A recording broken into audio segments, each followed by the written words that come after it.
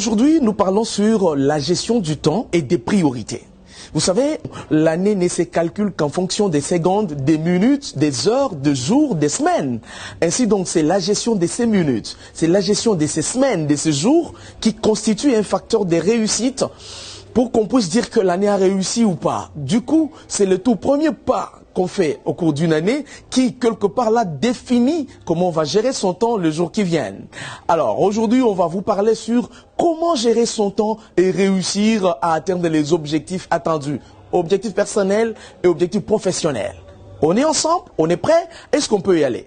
Première des choses, c'est que dans la gestion de votre temps et de vos priorités, il faut toujours définir clairement les objectifs. Je me dis, il est lundi, 8 heures du matin, qu'est-ce que je vais faire de mes 8 heures? Mes 8 heures là du matin, j'en fais quoi? Je dois arriver en ville aujourd'hui, je dois aller rencontrer quelqu'un qui s'appelle Sylvie Mweba. Donc je mets clairement mon timing de telle sorte que au plus tard, telle heure, je rencontre la personne, je discute avec elle, bien sûr en fonction de cet objectif. Deuxième des choses, il faut établir les priorités. Chez Delec Group, on a un principe. Même dans les priorités, il y a les urgences. Je me dis, est-ce que sur une échelle de 5 activités, laquelle peut me permettre d'atteindre ou de réaliser telle autre? Du coup, ça devient un élément très important de mettre la chaîne de priorités. Je dois avoir ceci au mois de juillet, au mois d'avril, au mois de mai. Mais je commence par quoi? Je commence par quoi, de quel côté et quand je dois commencer avec. Donc, il faut toujours, au fait, on se dit, la priorité devient cet élément qu'on doit réaliser pour que les autres viennent. Alors, du coup, il faut mettre en place la chaîne de priorités afin de réaliser toutes les autres activités prévues. C'est dans la gestion du temps. Autre élément, c'est planifier l'emploi du temps.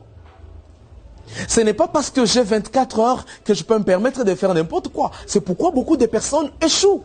Beaucoup de personnes n'arrivent pas à atteindre leurs objectifs parce qu'ils se disent « j'ai tout le temps ». Mais je me dis aujourd'hui, avant de venir vous parler devant cette caméra, j'ai eu le temps de planifier. Je commence par ceci, je suis par cela, je suis par cela. Parce que donc, il est important pour tout celui qui veut réussir de planifier les activités et d'éviter la distraction. Qu'est-ce qu'une distraction ? La distraction, c'est toute activité que vous n'avez pas prévue, mais qui se pointe en priorité devant vous. C'est ainsi, il y a de ces personnes qui peuvent être des distractions pour vous. Là, je suis en train de vous parler devant cette caméra. Mais il y a quelqu'un qui me surgit et commence à me parler d'autre chose. Même si j'ai de l'affection mortelle pour cette personne, elle devient une distraction pour moi. Alors, raison pour laquelle il faut éviter la distraction pour réussir et atteindre les objectifs qu'on s'est fixés. Depuis un temps, même les réseaux sociaux sont devenus une distraction. Imaginez-vous, ce n'est pas votre heure de pause, mais vous êtes obligé de suivre une vidéo sur différentes plateformes.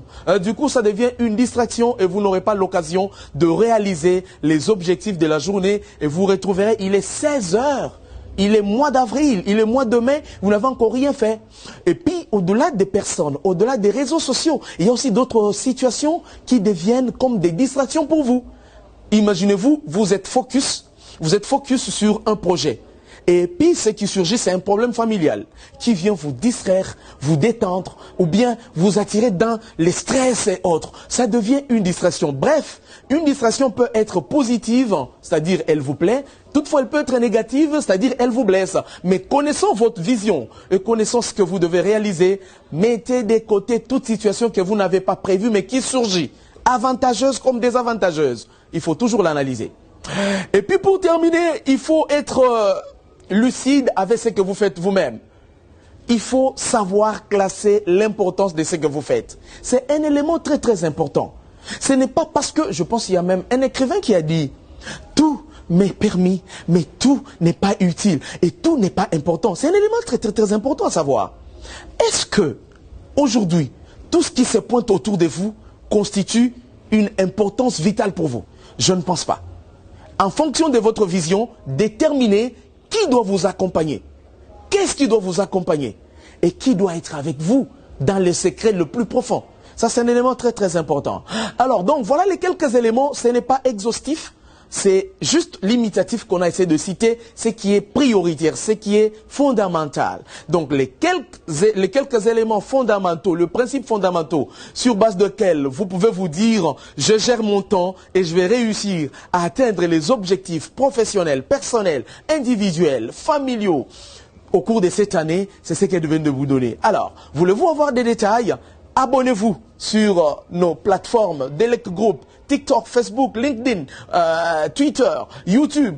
Connectez-vous, suivez toutes ces informations qui vont vous être très utiles en 2024. Mais je sais, si vous suivez ceci, vous viendrez enfin témoigner sur notre plateforme en disant « Ouais, ça a réussi ».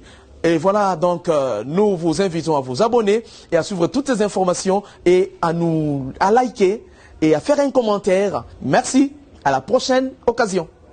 Bye.